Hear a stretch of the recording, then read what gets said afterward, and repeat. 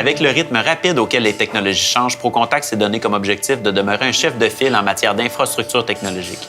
Je m'entretiens aujourd'hui avec Stéphane Saint-Pierre, qui est architecte technologique à notre bureau de Québec, afin de parler d'hyperconvergence et plus particulièrement de la solution HyperFlex de Cisco.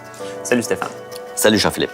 Stéphane, on parle beaucoup d'hyperconvergence dans le marché aujourd'hui. J'aimerais que tu m'en parles un peu plus. Qu'est-ce que l'hyperconvergence en fait?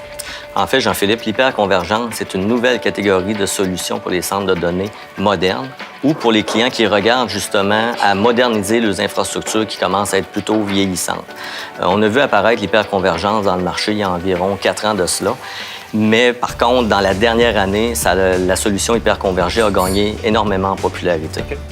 Principalement, l'hyperconvergence est basée sur une approche matérielle un peu plus standard, c'est-à-dire qu'on s'appuie sur des serveurs de commodité traditionnels rack mount, avec à son bord une couche logicielle qui va nous permettre de venir virtualiser l'espace de stockage en utilisant des disques locaux qu'on répartit sur chacun de ces nœuds-là de serveurs en soi.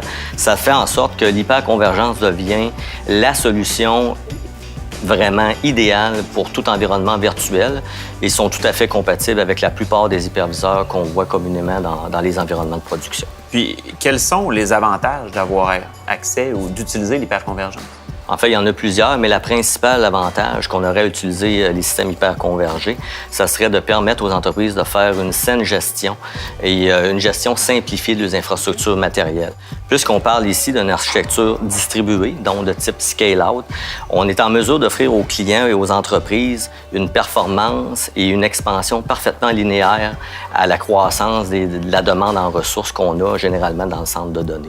Donc, ça devient le choix idéal, encore une fois, là, pour tout nouveau déploiement de type virtuel dans les environnements. Cisco a mis en marché la solution HyperFlex, s'est rapidement hissée au palmarès des meilleures solutions d'hyperconvergence. Peux-tu m'en dire un peu plus sur la solution HyperFlex?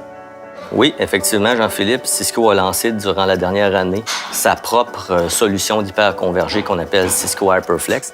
Le Cisco HyperFlex en soi est basé sur la très populaire et très performante famille de serveurs Cisco ICS qu'on voit depuis, je dirais, un bon nombre d'années, 5 ou 6 ans dans le marché, qui est devenue depuis 6 ans maintenant la plateforme de serveurs en LAN la plus répandue et la plus vendue à travers l'Amérique du Nord, ce qui représente en soi un gage de qualité et vraiment de fiabilité au niveau de la plateforme matérielle. Le système hyperconvergé HyperFlex de Cisco reprend justement toute la plateforme de serveurs rack mount de Cisco et hérite de tous les avantages qu'on connaissait déjà de cette fort populaire plateforme, c'est-à-dire des serveurs de qualité rack mount, une couche de virtualisation de stockage qu'on va venir mettre par-dessus justement chacun de ces nœuds de stockage de serveurs-là et vraiment une gestion centralisée au niveau de la plateforme qui va nous permettre justement d'avoir une configuration consistante et pleinement sécuritaire de tout notre centre de données. C'est vraiment ce que le HyperFlex va venir nous procurer comme bienfait au niveau de l'environnement.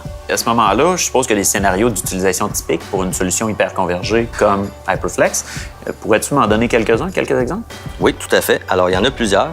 Le premier, c'est bien sûr, comme je mentionnais dès le départ, tous les entreprises ou les clients qui regardent à moderniser leur infrastructure de centre de données pour procurer un peu un genre de cloud privé au sein de l'infrastructure en permettant justement de faire une gestion efficace et centralisée de la couche matérielle en accélérant justement les déploiements pour les différents services applicatifs.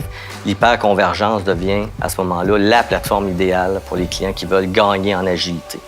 L'autre cas d'utilisation qu'on voit fréquemment au niveau de l'hyperconvergence, c'est ceux et celles qui désirent faire des projets de déploiement de postes virtuels, ce qu'on appelle le VDI.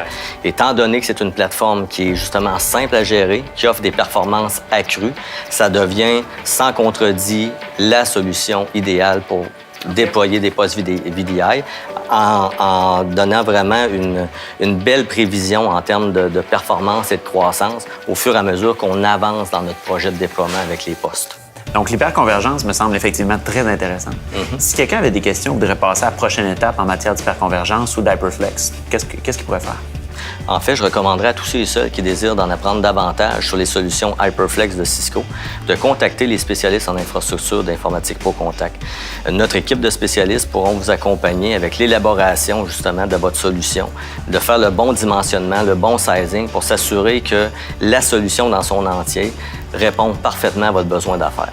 De plus, chez ProContact, on a également des intégrateurs et des spécialistes techniques certifiés sur la plateforme HyperFlex. Donc, si vous le désirez, par la suite, nous pourrons vous aider à mettre en place la solution dans votre environnement de production pour vraiment vous livrer la solution clé en main de bout en bout. Merci beaucoup, Stéphane. Ça me fait plaisir.